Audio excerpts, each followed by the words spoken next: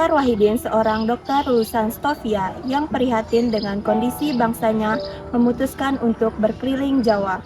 Tujuannya adalah untuk menyiapkan studi funds dan memberikan pengobatan gratis. Dr. Wahidin yang sedang berada di Batavia mengadakan pertemuan dengan para mahasiswa Stovia.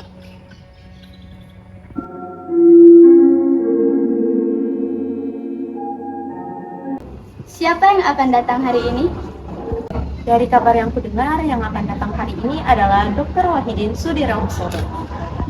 Dr. Wahidin, bukankah beliau dokter yang memberikan pengobatan terkemuka secara gratis?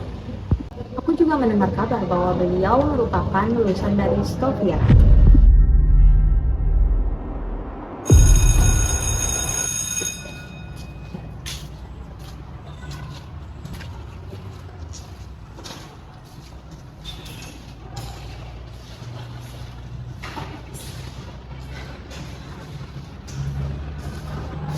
Selamat siang semua. Selamat siang. Pagi ini saya akan membahas tentang permasalahan bangsa kita, yaitu permasalahan pendidikan. Di mana masih banyak pemuda-pemuda kita belum merasakan yang namanya pendidikan dikarenakan masalah biaya. Oleh karena itu, saya ingin kalian membantu mendirikan sebuah organisasi yang bertujuan meninggikan derajat bangsa dan memajukan pendidikan bangsa.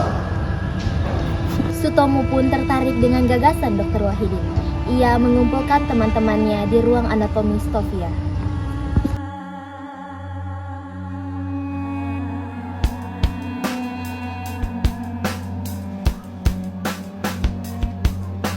Selamat pagi saudara-saudara sekalian.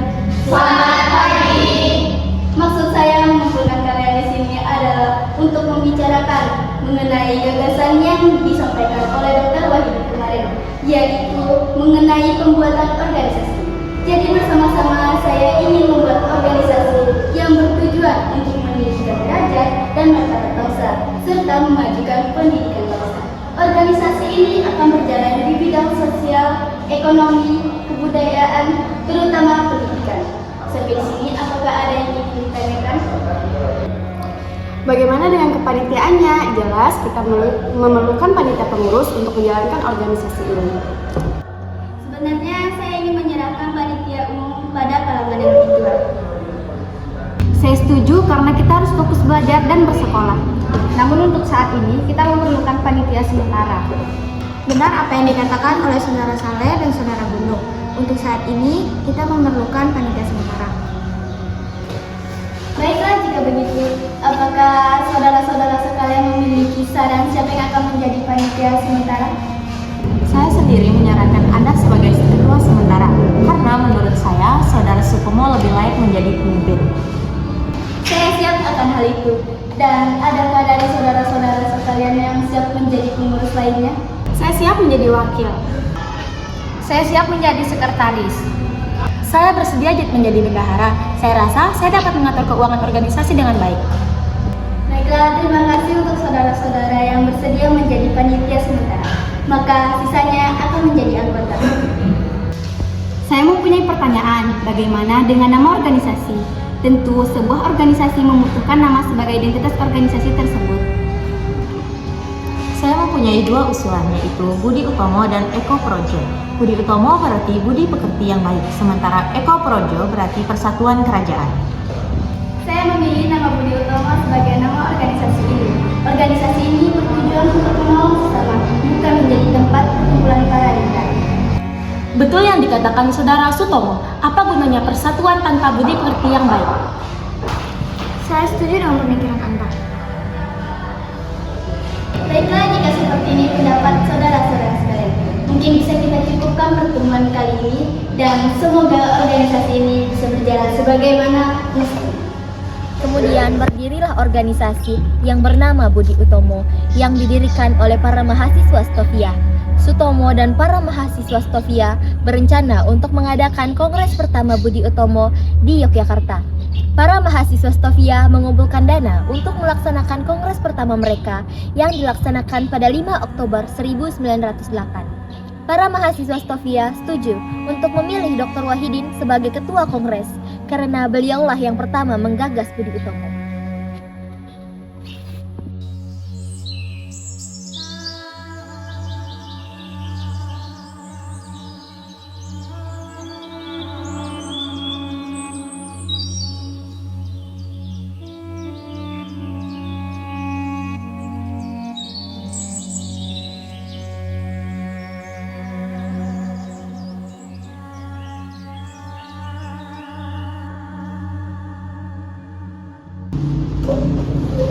Selamat siang hadirin sekalian. Siang. Pada pertemuan kali ini, saya akan membahas mengenai permasalahan bangsa kita, yakni permasalahan pendidikan. Tidak semua kalangan bisa merasakan sekolah dikarenakan biaya yang cukup besar untuk sekolah. Oleh karena itu, saya mengusulkan sebuah program, yaitu program Studi Fonds.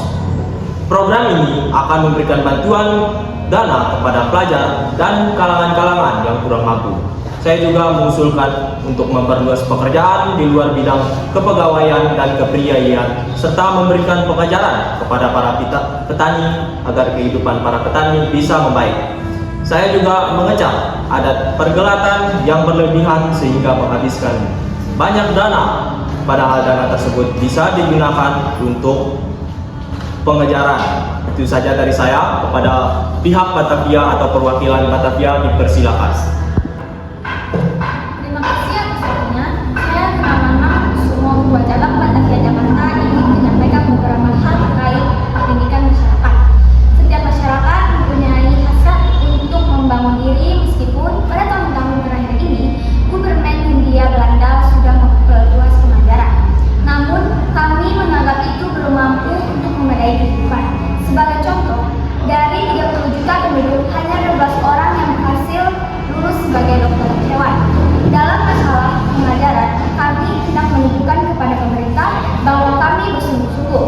Maka dari itu kami mempunyai 9 usulan, yakni diantaranya: 1. Perluasan pendidikan rakyat pada umumnya dan secara khusus sekolah pendidikan desa. 2. Membantu pengajaran agama di pedesaan.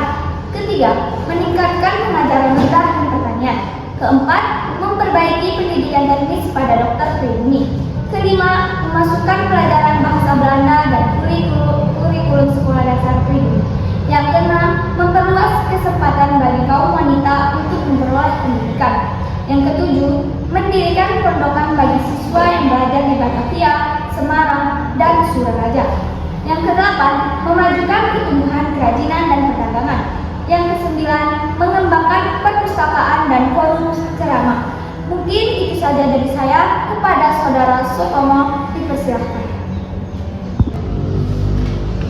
Saya ingin memberikan beberapa usulan mengenai penerbitan majalah.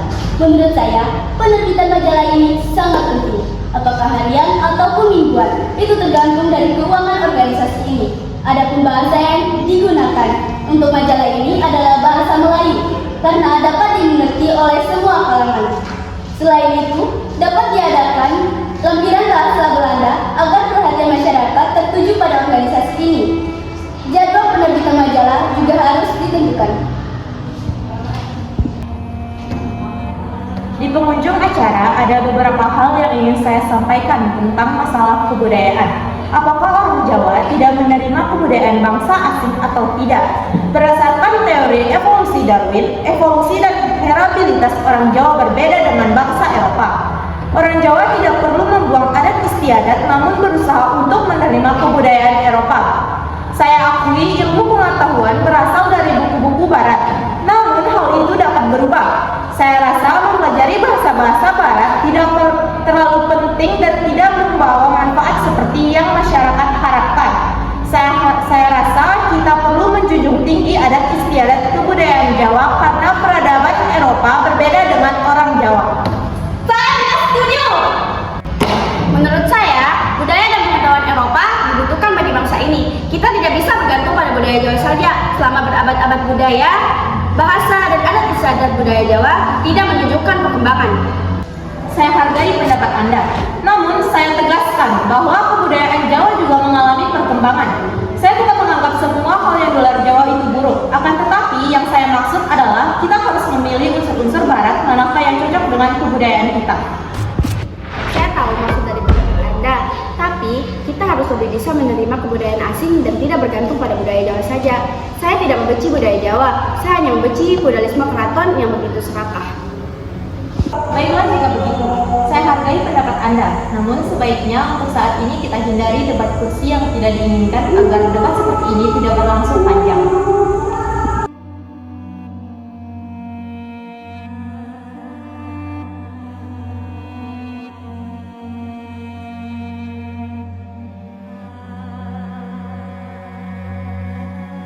Dari hasil musyawarah yang panjang telah terbentuk suatu keputusan kongres, maka dengan itu saya akan bacakan sebagai berikut. 1. Budi Utomo tidak terlibat dalam kegiatan politik. 2. Mengutamakan peran dalam pendidikan dan budaya. 3. Lingkup gerakan hanya di Pulau Jawa dan Madura. Dan 4. Perubahan pusat organisasi dari Batavia menjadi Yogyakarta. Kemudian untuk perubahan panitia umum sesuai dengan hasil musyawarah, maka terpilihlah saya, Raden Tumenggung Orio Tirtokusumo sebagai ketua umum dari organisasi Budi Utomo dan juga Dr. Wahidin Sudirohusodo sebagai wakil ketua umum, diikuti oleh Dwi Jo Siwojo dan Sosro Sugondo sebagai sekretaris, Gunduat Mojo sebagai bendahara, dan yang terpilih sebagai komisaris adalah Tijipto Mungin Kusumo, Raden Dijasu Brata, dan Sur Dojodi Putro. Saya tidak setuju dengan keputusan Anda. Apa yang membuat Anda keberatan? Saya menginginkan Budi Utomo bergerak dalam bidang politik. Budi Utomo tidak cukup jika hanya bergerak di dalam bidang pendidikan dan kebudayaan. Saya juga sependapat dengan saudara Ki Hajar. Saya menghargai keinginan saudara-saudara semua. Namun keputusan tersebut telah disepakati bersama melalui hasil musyawarah. Jika seperti itu, saya akan mencoba menerima keputusan tersebut.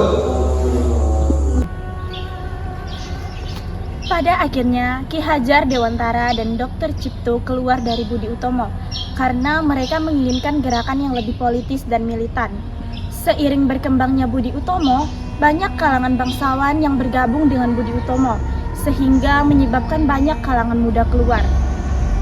Pangeran Aryo Notodirjo terpilih menjadi ketua Budi Utomo yang baru pada tahun 1911. Pada masa kepemimpinan Notodirjo, Budi Utomo mulai menjalankan program study funds yang dinamai program Dharmawara. Pada tahun 1927, Budi Utomo mulai terlibat dalam banyak kegiatan politik dikarenakan adanya PBI yang dipimpin oleh Dr. Sutomo.